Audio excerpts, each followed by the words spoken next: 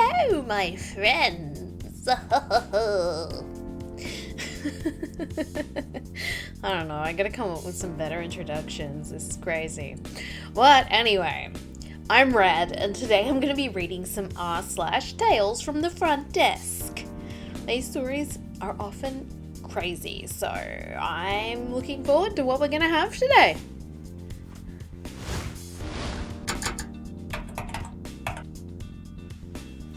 Ready? Okay. The gays do not exist. This is my experience as a guest at a hotel in rural Georgia.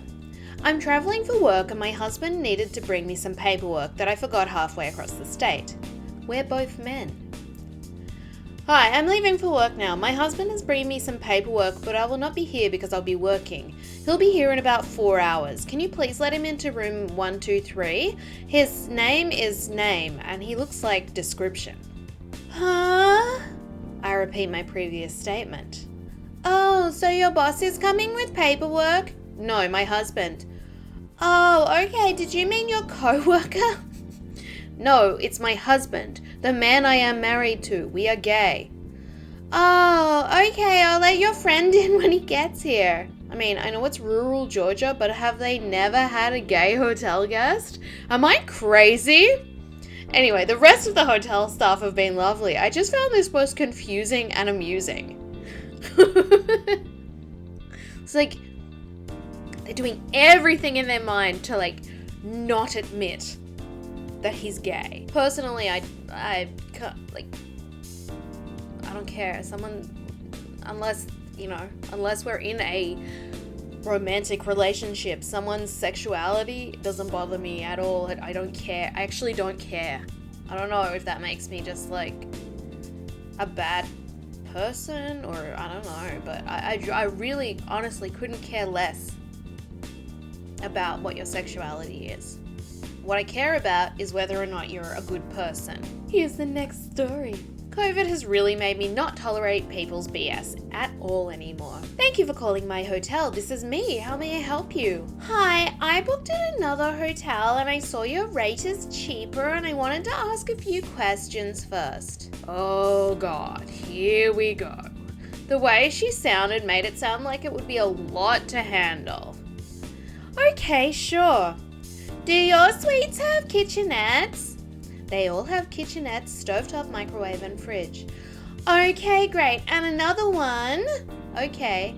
I'm coming from North Carolina where we have mask mandates, and I know your state does too, but do you allow people who are exempt from wearing a mask at your hotel? I know sometimes businesses will allow you. There it is. No. Not even if we're exempt? No. My hotel policy requires everyone to wear a mask. Kiss my butt. If you're so fragile that you can't wear a mask, then you should be worried about COVID and about yourself and the other people around you who don't wear them. Okay, well, I guess I'll just have to keep the other one. Okay. Bye. Like I said, kiss my butt. As a business, we have the right to refuse service. If you walk up to me, I'm going to ask you if you have a mask. If you say no, I'm going to hand you one. You're not just risking yourself when you don't wear a mask, you're risking, there are people who legitimately can't wear a mask. People who physically are not able to put on and take off a mask by themselves, or people who have sensory issues, psychological issues that they can't wear a mask. Even if you legitimately can't wear a mask, you should be taking extra precautions like staying at home, doing curbside pickup, not going inside places. Because it's just, how is it worth the risk? If you get it, then you more easily pass it on to other people and more people get it. Do you want to be responsible for someone getting it and passing away or having lifelong disability from it? That's my biggest fear, is that not that I will get it, but that I will pass it on to someone who will die. Okay, anyway. Here's the next story. I thought restaurant work had the best stories. Hotel work wins. I worked about 20 years as a server and thought I'd seen it all till I started this job. I work currently as the night auditor at a small hotel in a university town. A few weeks ago I had a noise complaint at around 3 a.m. I called the room twice, no response, so I walked up there, knocked on the door. When the door opened, there stood Catwoman. She purred at me. I looked past her, and there was another Catwoman sitting on a man's back who was clearly dressed as a horse. She had a small whip and likely smacked his butt with it. He neighed.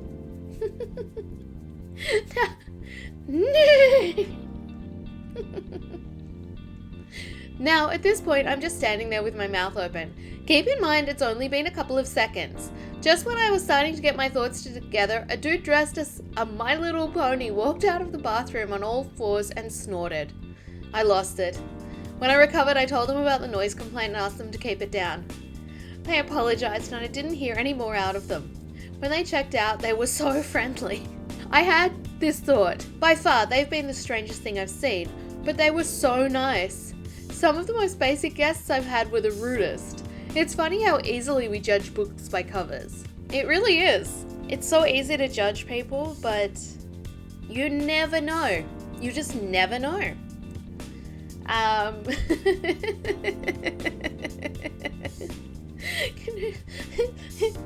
She opens the door and purrs though. That's great. Just doesn't break character. Gotta stay in that. You know what? At least they had an enjoyable stay. Alright, here's another story. You caught me. We're not sold out. I'm definitely a frickin' liar. This is a short exchange I had last night with the bumhead who couldn't believe we were sold out. Hi, how can I help you? Bumhead says nothing and stares at me. Are you checking in? Yeah. Alright, what's the last name on your reservation? He says nothing and hands me his ID. I hate it when they do this. I'm sorry, sir, we don't have a reservation for you and we're sold out tonight. What do you mean you're sold out? Oh, look, he can talk. Well, that means that every room we have has already been booked for the night. How is that even possible? There's nothing to do in this town. It happens very often. We're halfway between two major cities, so we end up with a lot of people who don't want to pay higher prices in the city. You're lying. You just don't want to help me. You're such a frickin' liar. At this point, I turn my screen around and show him the beautiful red 0 on the date. See this number right here? This number shows how many rooms we have available tonight. See how it says 0? That means we're sold out. I'm not a liar and I don't appreciate you calling me one. There's nothing I can do for you and I'm not going to stand here and argue with you about it. I don't know exactly what he said next, mostly because it was a lot of mumbling, but he definitely called me a liar again and just kind of huffed off out the door. He made a point to hit our automatic door as hard as he could to make it pop off the track on his way out. Okay, even if he thought that OP was lying, why would he get aggressive about it? If OP's willing to lie to you, why would being rude and aggressive make OP change their mind? It doesn't. If you really think someone's lying to you in this situation, why don't you talk nicely to them and maybe there's something they can do? I don't know. I don't get this being rude thing. I hope you guys enjoyed those r/Tales from the Front Desk, read by me. Read! Please give the video a like if you did, and don't forget to subscribe as well if you haven't done that already. Thank you so much!